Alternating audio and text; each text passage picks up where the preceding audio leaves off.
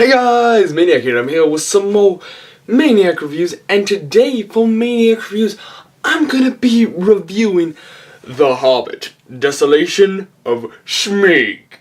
Now, of course, with any Hobbit movie, this is the second installment. Now we have to wait another year. Let me just tell you how this feels. It feels like someone is taking this here hand and doing this with it.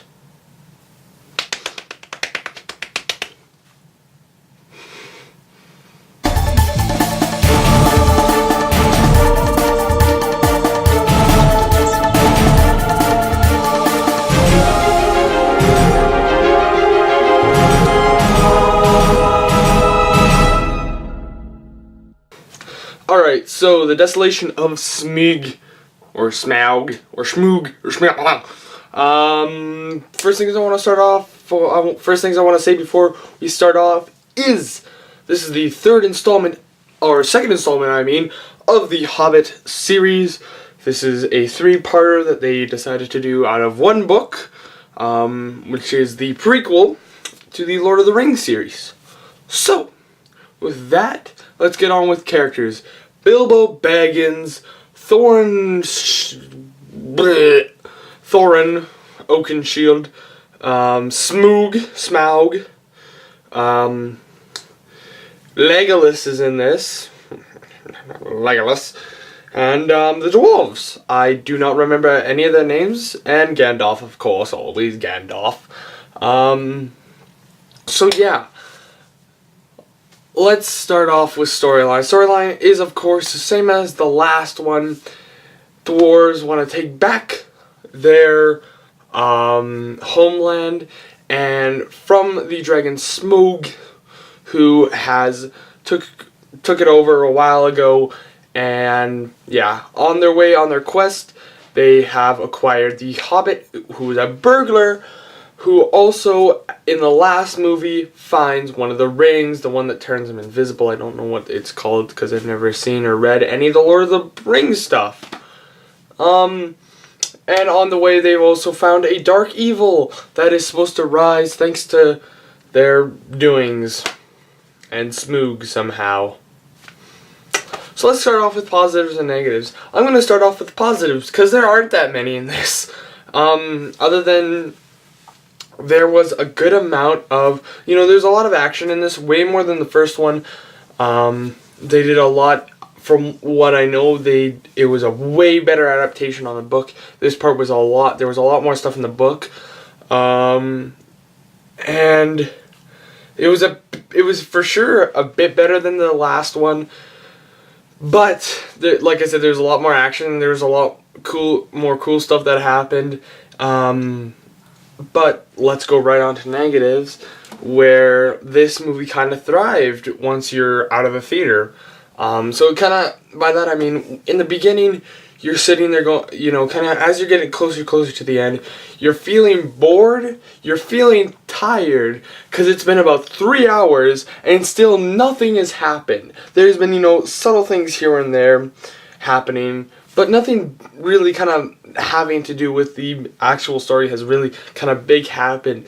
The first big thing happens, everything's just like, whoa, man! In the last about 30 minutes, and then where everything starts to really pick up, it drops with a black screen and some random country singer. Now, if you recall my last review on the first Hobbit, you would know that I was very angry with the ending of the first Hobbit. And I am angry with the ending of this movie, because it ended the exact same way The Hobbit did. Giant cliffhanger, and you are left unsatisfied, and especially in this one. Another thing, this was kind of not really much of a negative or a positive, was the high frame rate. I went to go see this in the Super HD high frame rate, whatever the heck, viewing thing. The way that Peter Jackson wanted everybody to see it, or whatever the heck that was during the first movie. And there was points where you where it looked just normal. Then there were points where it was just like, whoa, whoa, what? This looks way too sharp. Like, it was either really... So this is kind of a negative, I guess. But either it was really kind of just like regular, or it was really... Either it was regular, or it was really high in like sharpness, or it was really low in sharpness. It was very rarely in between where it was just kind of the right level. It was either or here kind of thing. I didn't see the first Hobbit. I watched it like I didn't see the first Hobbit in the theaters. I saw it in my living room, so you know. But other than that, it was, and very, like I said, very long, like 3 hours. The first 2 hour and 30 minutes, you're sitting there bored. Like after the first 2 hours and 30 minutes, you're just kind of like, all right, when are we gonna get on with it?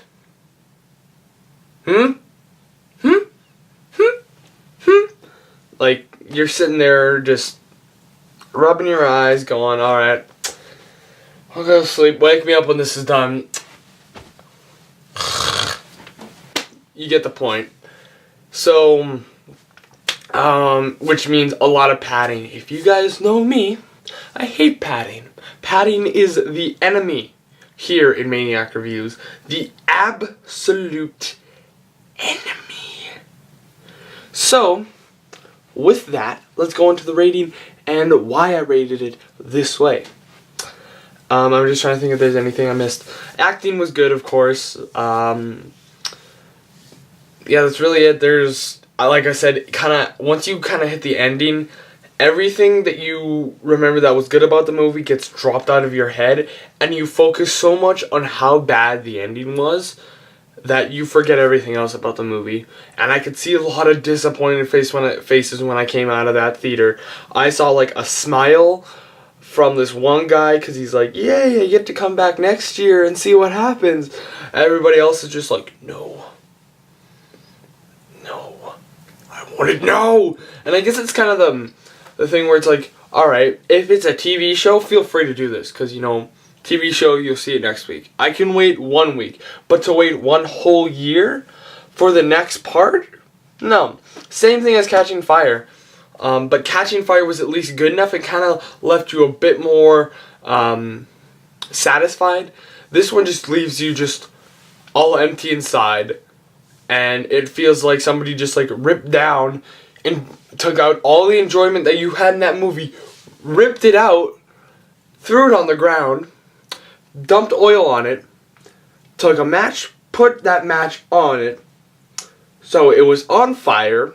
Then, to make things worse, took 50 bullets, put it in there, just started shooting, and then, to top it all off, put a damn couch on it.